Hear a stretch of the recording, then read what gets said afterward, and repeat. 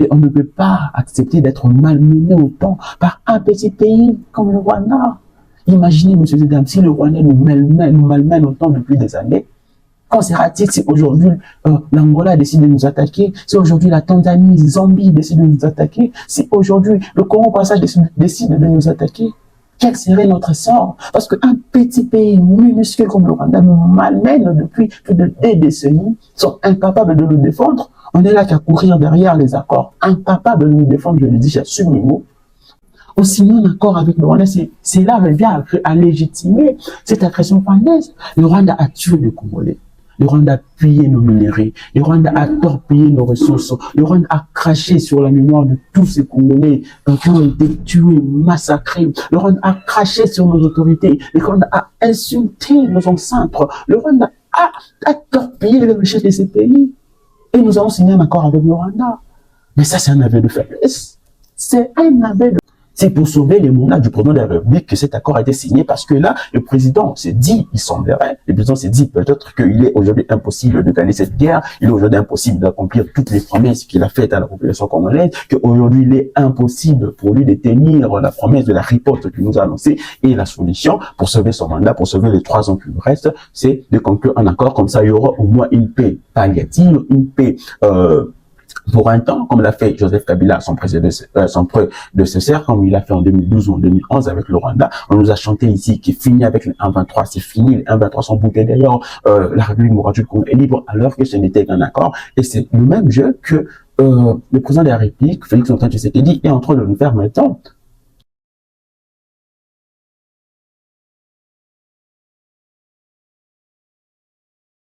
Et oui, bonjour mesdames et messieurs, bonjour à tous mes abonnés, également à toute personne, à vous tous qui nous suivez. Je vous dis bonjour, j'espère que vous vous portez bien. Moi, ça va également par la grâce de Dieu. Alors, je suis très content, très heureux de vous retrouver encore aujourd'hui pour une nouvelle édition de votre magazine Nous faisons le point. Aujourd'hui, nous allons discuter, nous allons parler, on va faire l'analyse, mais aujourd'hui, on va parler sur un sujet un peu particulier. On va parler de l'accord que le gouvernement congolais et le gouvernement rwandais vont signer à Washington, aux États-Unis d'Amérique. Comme nous le savons tous, c'est annoncé, la date officielle est annoncée pour le 27 pour le 27 juin de cette même année à Washington, le gouvernement congolais qui sera représenté également par notre héroïne, la ministre des Affaires étrangères, Madame Thérèse Wagner, et le gouvernement rwandais qui sera également représenté par le ministre des Affaires étrangères rwandais et le gouvernement américain qui sera également représenté. Donc, cet accord aura lieu, va être signé à Washington concernant la paix ou la situation sécuritaire dans la partie est de la République démocratique du Congo. Voilà, mesdames et messieurs, ce qui sera aujourd'hui le sujet de notre magazine, de l'émission de ce jour. Donc, sans plus tarder, on se retrouve tout juste après cette petite vidéo de bienvenue.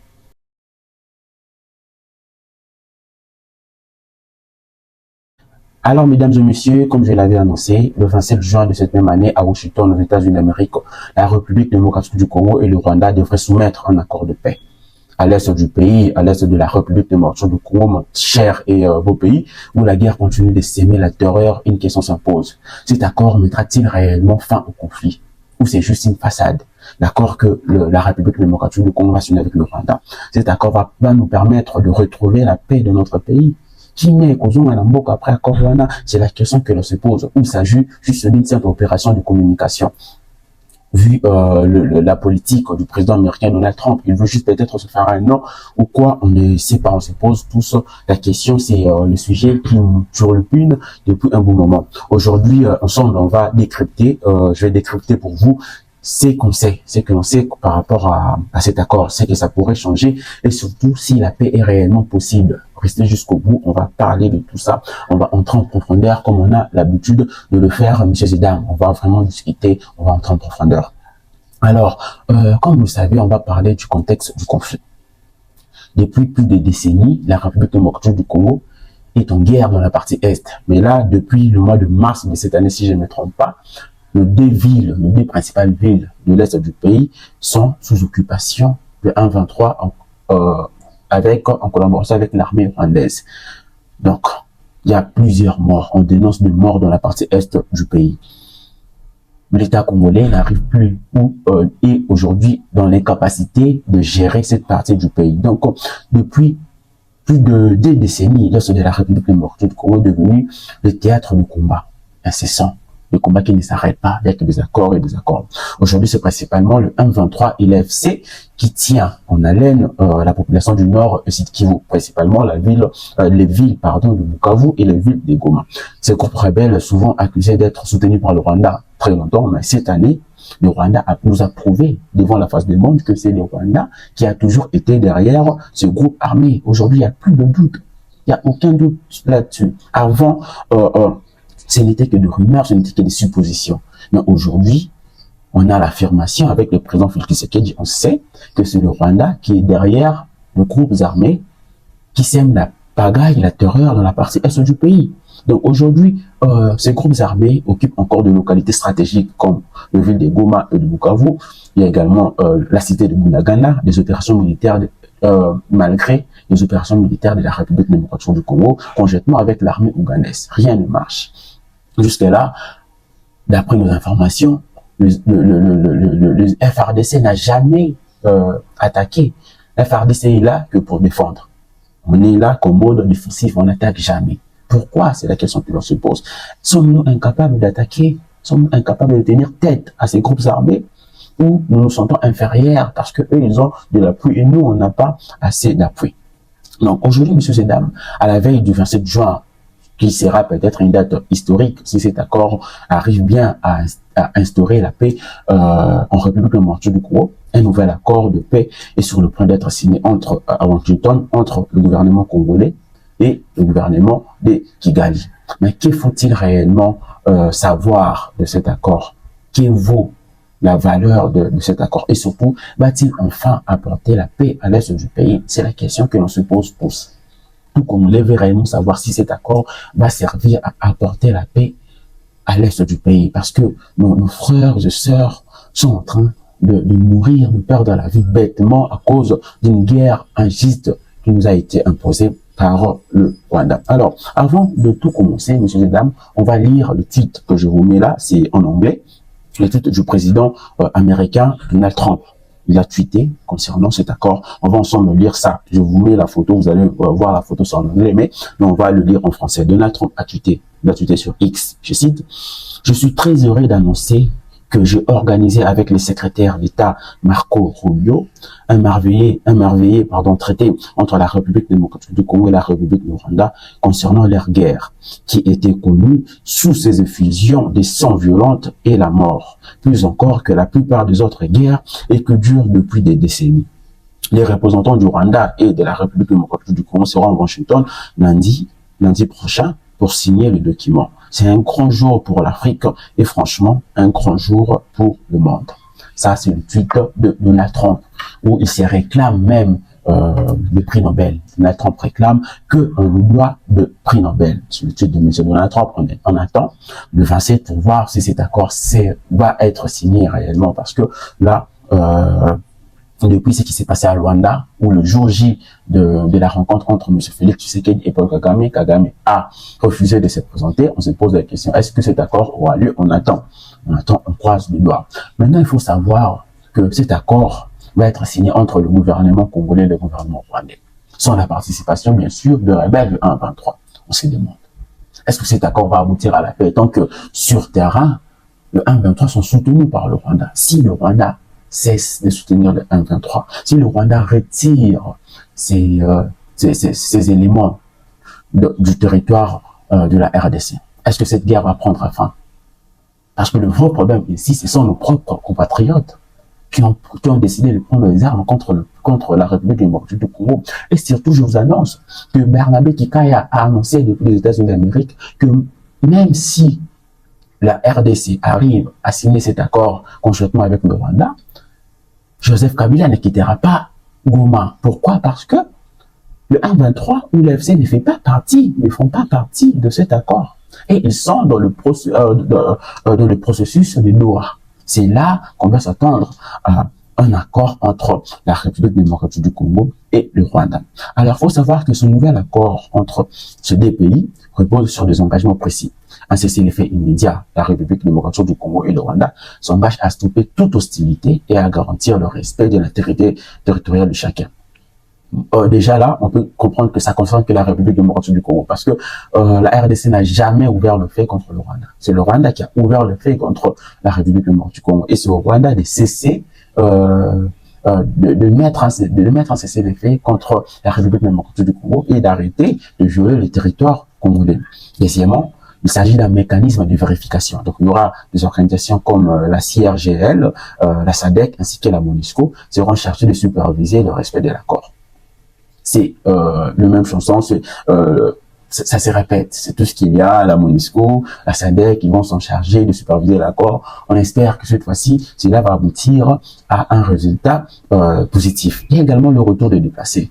Donc, un retour sûr et volontaire de réfugiés, ainsi que des déplacés internes est prévu, appuyé par le Haut Commissariat de réfugiés. Donc, le réfugié congolais qui sont au Rwanda, vont être rapatriés en République démocratique du Congo. Et enfin, cet accord parle d'un cadre de coopération économique qui verra le jour entre Kinshasa et Kigali, notamment dans le secteur minier avec le soutien des États-Unis d'Amérique. Monsieur Zeda, cet accord prévoit un cadre de coopération économique entre Kigali et Kinshasa. Quand on est là, on vous dit qu'un pays ne signe jamais un accord en étant en position de faiblesse. Voilà ce qui est l'accord, on dit. Donc, nous sommes obligés de négocier encore, de coopérer avec Kigali sur le plan économique, malgré toutes les atrocités que Kigali nous a fait subir dans ces pays. Malgré tout ce que Kigali nous a fait subir, nous sommes obligés de coopérer avec eux. Il faut savoir que le texte signé à Washington précise la création d'un cadre de coopération économique entre la RDC et le Rwanda, notamment dans le secteur minier. Donc, appuyé par les investisseurs américains. On sera obligé. Donc, on est toujours entre le marteau et l'enclume. Tous ces pays penchent toujours vers le Rwanda. Le Rwanda est toujours favorisé dans tout ça. Malgré les accords, malgré tout ce que nous allons faire, le Rwanda est toujours favorisé. Pourquoi? Parce que le Rwanda est en position de force. Le Rwanda est en position de force. C'est le Congo qui s'est fait agresser sur son propre sol. Et là, on nous oblige encore dans cet accord de coopérer économiquement avec le Rwanda sur le secteur minier. C'est-à-dire que la RDC ne peut jamais avoir la même mise sur ces minéraux. La RDC ne peut jamais avoir le contrôle total de ces minéraux. Pourquoi ça? Sommes-nous faibles à ce point? Sommes-nous faibles à ce point qu'on n'arrive pas à gérer nos propres ressources? Non. Non, on doit revoir les termes de cet accord. Parce que là, ça nous donne l'impression qu'on est en train de signer cet accord parce qu'on se sent faible, parce qu'on a entendu la riposte que le président de la République nous a promis. Et on n'a jamais vu cette riposte. On n'a jamais vu cette riposte, monsieur Zedam. Donc, ce que je viens de vous citer là sont bel et bien le point essentiel censé construire un climat de confiance où la paix devient plus qu'une promesse de papier. On attend.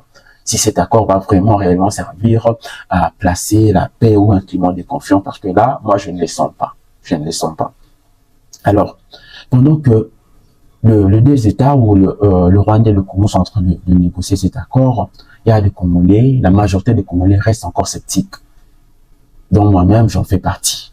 Nous sommes encore en train de douter si cet accord est réellement une option favorable pour instaurer une paix durable dans la partie est de la République démocratique. Il faut savoir que le Congo, pour l'instant, n'a pas besoin d'une paix palliative. Nous n'avons pas besoin d'une solution palliative. On a besoin de solutions concrètes.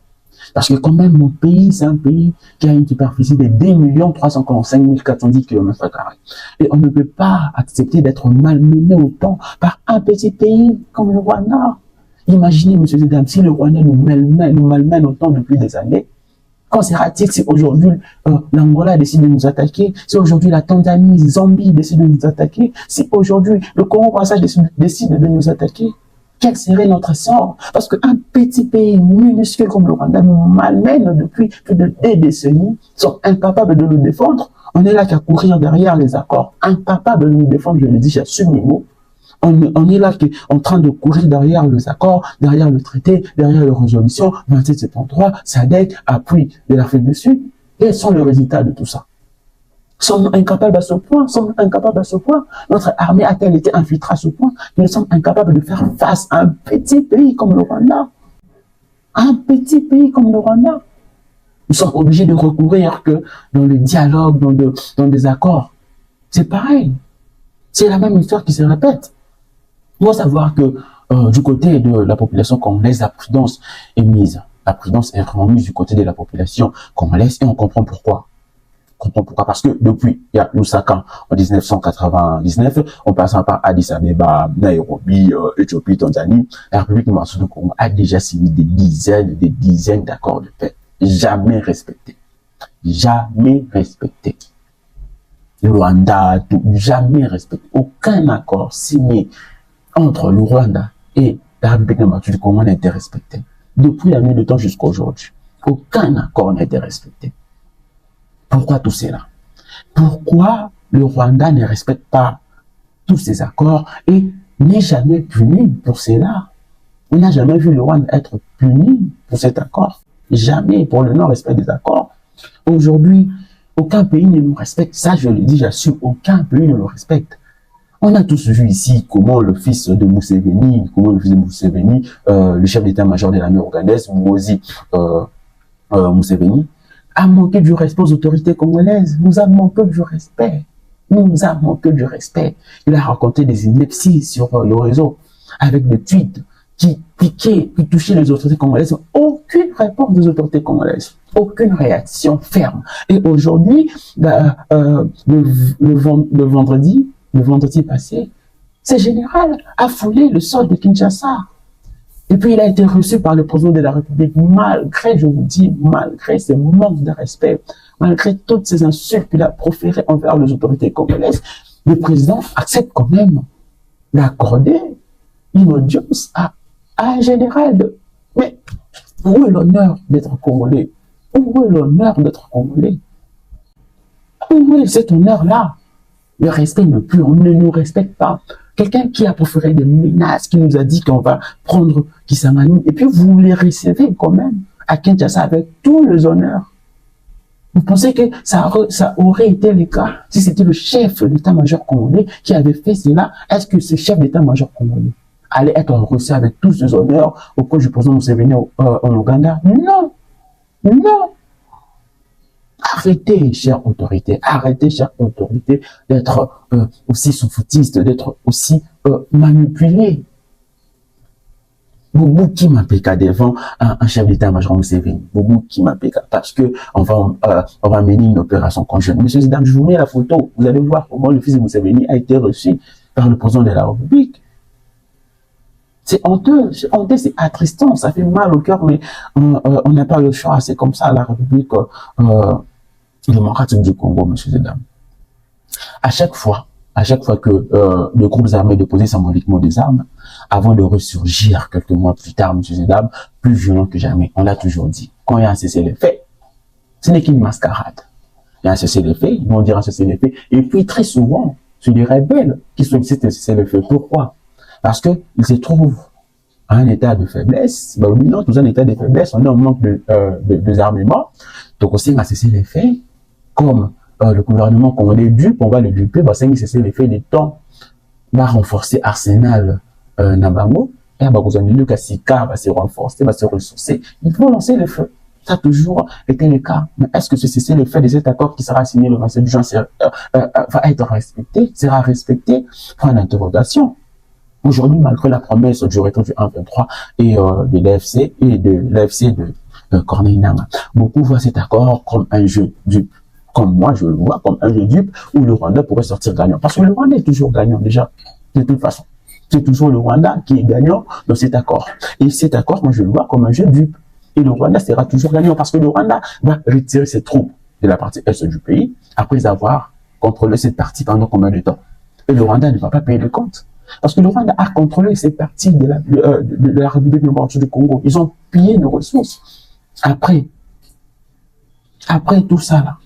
Parce que l'accord, c'est entre la RDC et le Rwanda. Si le Rwanda retire ces éléments du territoire congolais, les rebelles n'ont pas signé cet accord. Les rebelles n'ont pas signé cet accord. Ils ne sont pas sur la table de négociation. le Rwanda va quitter, et comme Bernabé Guikaï a dit, Kabila ne va jamais quitter Goma parce que cet accord ne concerne pas Kabila. Cet accord n'engage le rebelle, lui, Dadon Nibef. C'est un accord entre le gouvernement congolais et le gouvernement rwandais. Et puis on le sait tous que le Rwanda a toujours nié avoir soutenu le rebelle 1-23. Le Rwanda a toujours nié avoir soutenu le rebelle 1-23. Et puis, après la signature de cet accord, qu'est devenu attendre de l'accord de Doha? Donc, si on comprend bien, on termine de signer l'accord de Washington entre le Rwanda, c'est ça la procédure, selon mes objections, selon ma déduction. Le gouvernement congolais signe un accord avec le gouvernement rwandais à Washington. Le Rwanda décide de retirer ses éléments et d'arrêter son soutien auprès de rebelles 1-23. Et après, le gouvernement congolais va encore continuer le dialogue de Doha, cette fois-ci avec les rebelles de 1-23, pour trouver un compromis. Parce que si il y a bel et bien un dialogue entre le gouvernement Kinshasa et le rebelle de 1-23, ce dialogue se déroule à Doha. Et c'est là que le rebelle de 1-23 peut décider de quitter, soit de rester après sa satisfaction ou non dans le territoire congolais. Mais qu'en est-il de toutes ces promesses faites par le président de la République, Félix-Antoine Tshisekedi? Qu'en est-il de toutes ces promesses? Je l'ai dit et je l'ai redit. On ne signe jamais un accord en position de faiblesse. Et là, le gouvernement congolais nous a prouvé que la République démocratique du Congo, un pays de 2 345 410 km², a fait un aveu de faiblesse en signant cet accord. En signant cet accord, on démontre au monde que nous sommes faibles. Pourtant, ce n'est pas le cas. Parce que le président de la République, on va suivre ensemble cette vidéo du président de la République, où il a promis une riposte après que la ville de Goma et de Bukavu est tombée entre les mains de rebelles. Suivons tous ensemble cet extrait du président de la République où il a promis une riposte sévère. Suivons cet extrait et puis nous allons nous retrouver tout juste après. Face à cette situation, permettez-moi de vous rassurer.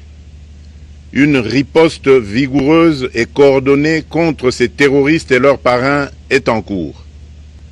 Nos vaillantes forces armées de la République démocratique du Congo, symboles de courage et de patriotisme, sont pleinement mobilisées, prêtes à défendre chaque centimètre de notre territoire. À tous mes compatriotes, d'ici et de la diaspora, la République démocratique du Congo ne pliera pas.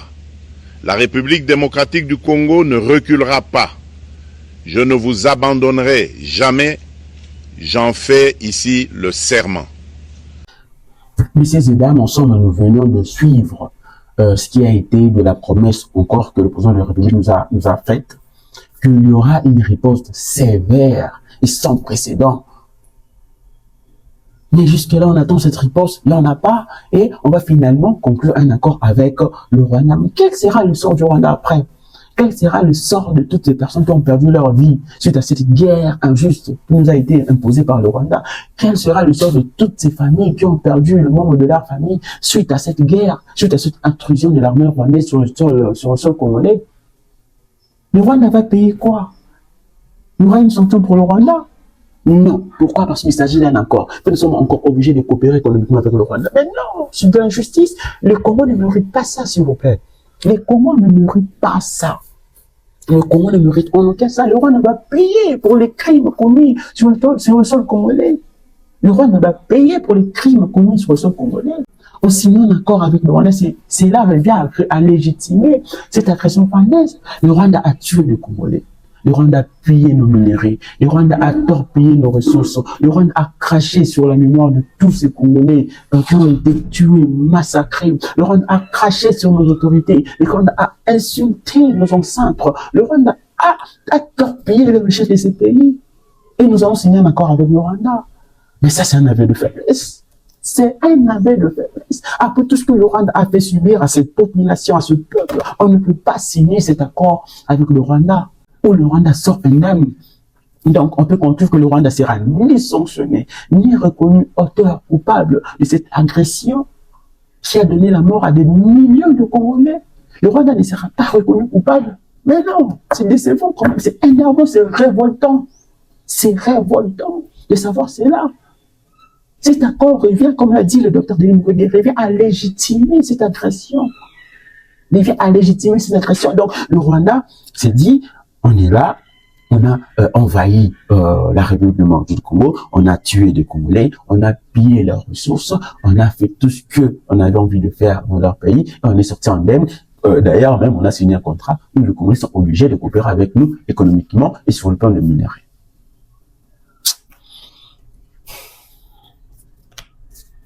C'est là, ça fait mal, monsieur et dames. Ça fait très mal de voir comment ce pays est en train de diriger.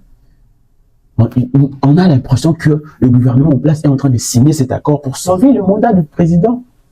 C'est pour sauver les mandats du président de la République que cet accord a été signé, parce que là, le président s'est dit, il semblerait, le président s'est dit peut-être qu'il est aujourd'hui impossible de gagner cette guerre, il est aujourd'hui impossible d'accomplir toutes les promesses qu'il a faites à la population congolaise, qu'aujourd'hui il est impossible pour lui de tenir la promesse de la riposte qu'il nous a annoncée, et la solution pour sauver son mandat, pour sauver les 3 ans qui lui restent, c'est de conclure un accord, comme ça il y aura au moins une paix palliative, une paix pour un temps, comme l'a fait Joseph Kabila, son prédécesseur, comme il a fait en 2012 ou en 2011 avec le Rwanda. On nous a chanté ici qu'il finit avec les 1,23, c'est fini, les 1,23 sont boutés d'ailleurs, la République démocratique du Congo est libre, alors que ce n'était qu'un accord. Et c'est le même jeu que le président de la République, Félix Antoine Tshisekedi, est en train de nous faire maintenant.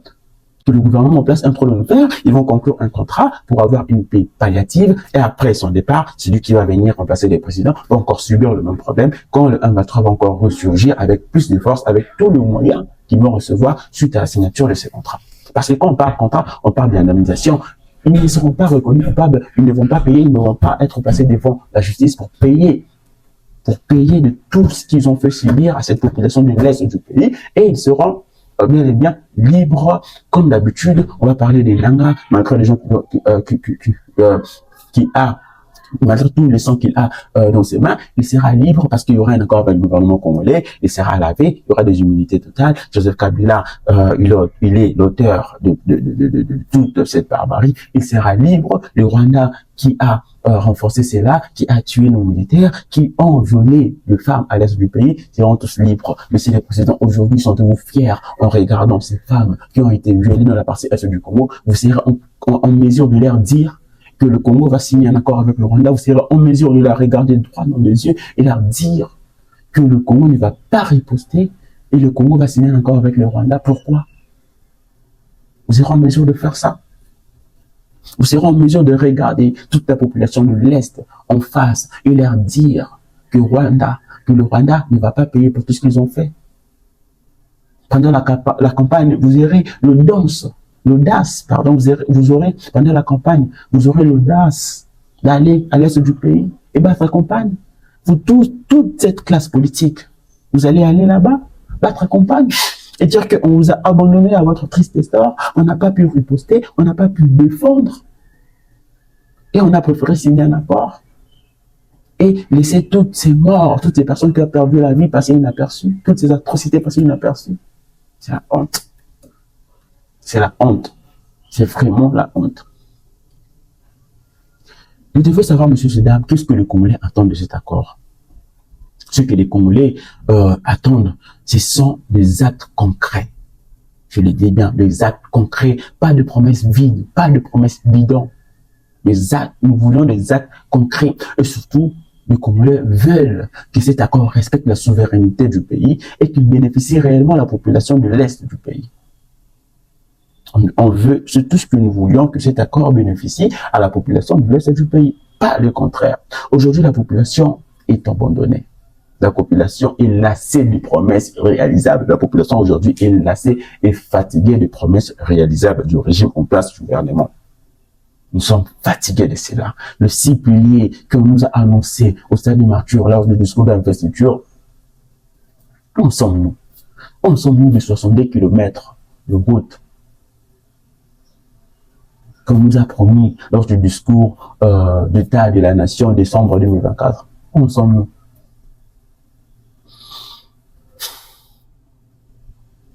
Monsieur Sedam, pendant les élections de 2028, votez consciemment. Votez avec conscience, monsieur Sedam.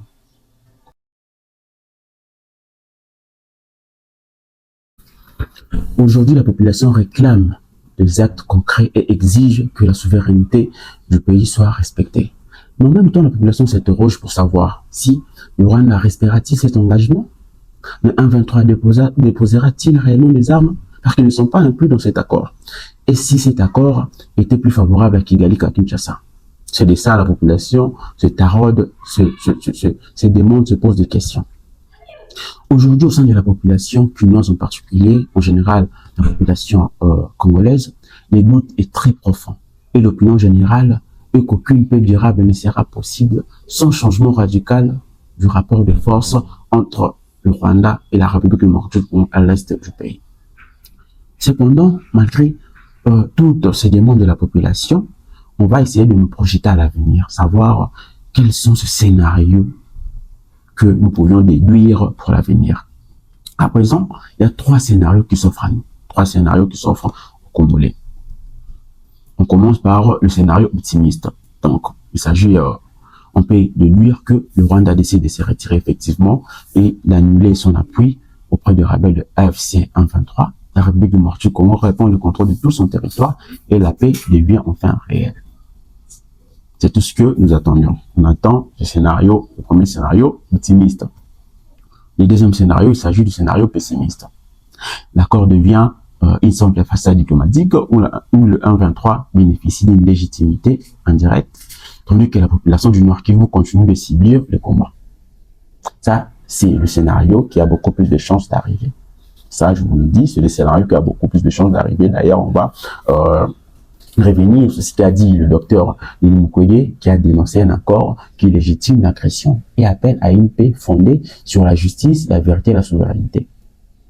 Une paix véritable et durable ne sera d'application que si aujourd'hui le Rwanda est reconnu coupable de toutes ces atrocités qu'ils ont fait subir à la population congolaise et que le Rwanda soit condamné devant une justice. C'est là que la République démocratique du Congo aura enfin la possibilité d'envisager une paix durable. Le docteur Mukwege a également réclamé l'application stricte de la résolution 2773 de l'ONU, exigeant le retrait immédiat de troupes rwandaises et de rebelles de 1-23 AFC. Il interpelle aussi la communauté internationale où il a dit dans son communiqué, je précise entre guillemets, on ne sacrifie pas la justice pour une paix de façade. Même l'opposant Denis Mukwege dit que cette paix sera une paix de façade. Et le gouvernement congolais est prêt à sacrifier la justice pour une paix de façade, pour sauver un mandat, pour sauver un régime.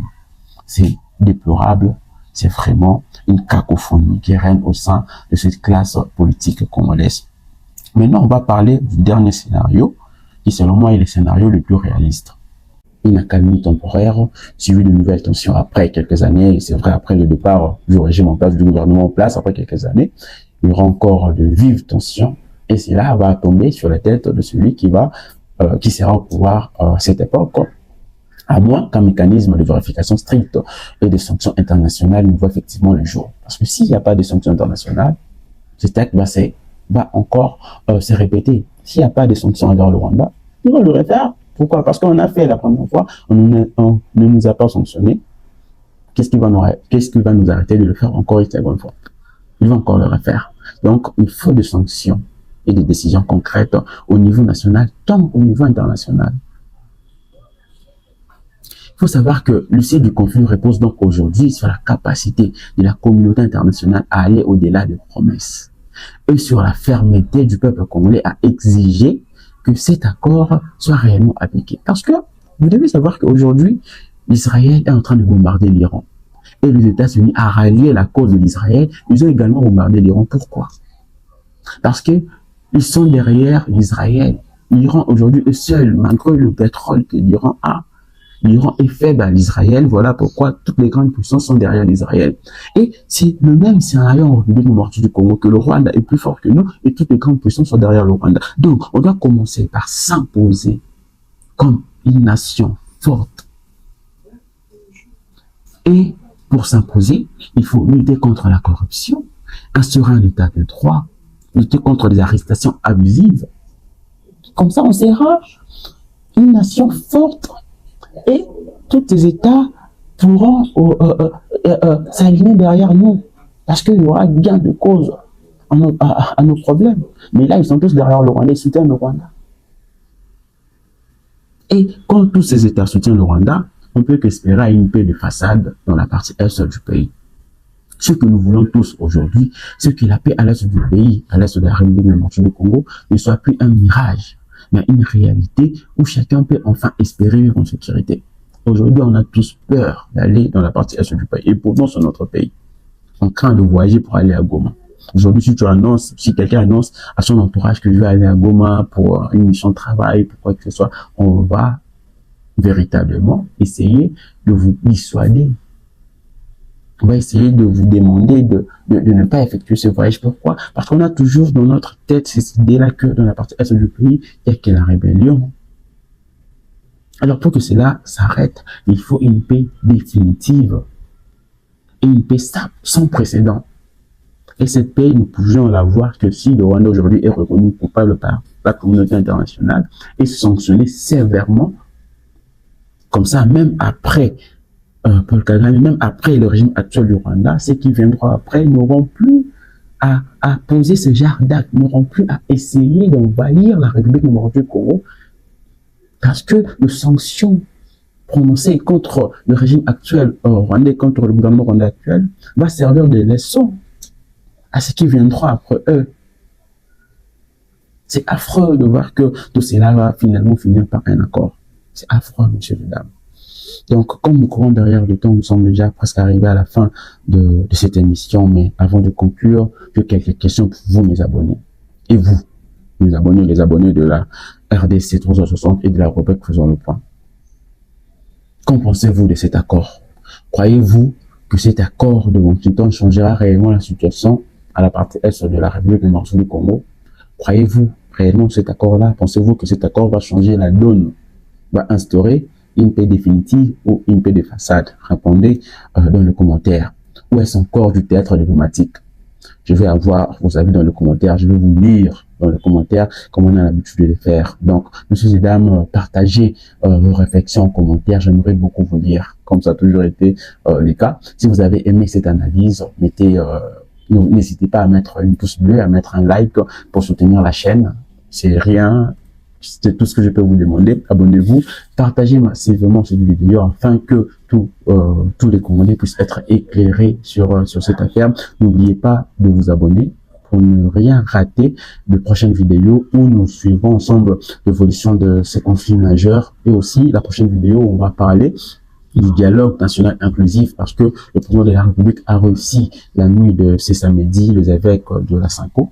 Et on va essayer d'en parler parce que le président de la République a également posé ses conditions pour un dialogue national inclusif. Il a posé ses conditions et il y a de la réaction, il y a de la réaction au niveau du parti de l'ancien président Joseph Kabila. On a vu que Bernabé Kikaya a communiqué sur ce point, sur un dialogue national inclusif, qui est certainement la prochaine procédure après la conclusion ou la signature de cet accord le 27 juin dernier. Donc, merci à vous d'avoir regardé jusqu'au bout cette émission. À bientôt pour un nouvel épisode de Faisons le Point, votre magazine préféré. Donc, restez branchés sur RDC 360.